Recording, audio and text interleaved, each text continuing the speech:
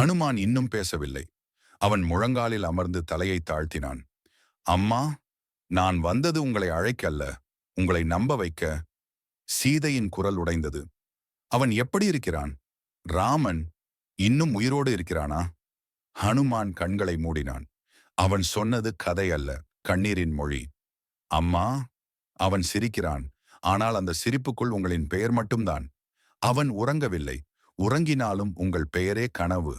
உலகம் அவனை தெய்வம் என அழைக்கலாம். ஆனால் உங்களை இழந்த அவன் ஒரு கணவன் மட்டும். சீதை கண்ணீரில் தலை குனிந்தாள். சீதை திடீரென ஹனுமானை பார்த்தாள். வானரனே, இவ்வளவு சொல்லும் நீ உண்மையில் ராமனின் தூதன்தானா? இது ராவணனின் மாயை அல்லவா? ஹனுமான் மெதுவாக புன்னகைத்தான். அம்மா, மாயை பயமுறுத்தும். ராமன் தைரியம் கொடுப்பான். அவன் மார்பை திறந்தான். அங்கே ராமன், சீதை, லட்சுமணன்.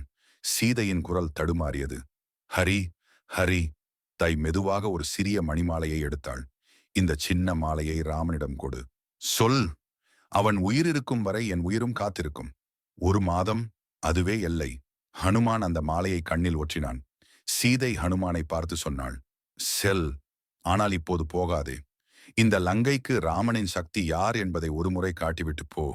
ஹனுமானின் கண்கள் அக்னியாய் மின்னின. அம்மா, அது என் கடமை. கதையின் அடுத்த அத்தியாயத்தை பார்க்க சப்ஸ்கிரைப் செய்யுங்கள். தொடர்ந்து எங்களுடன் இணைந்திருங்கள். அடுத்த அத்தியாயத்தில் சந்திப்போம்.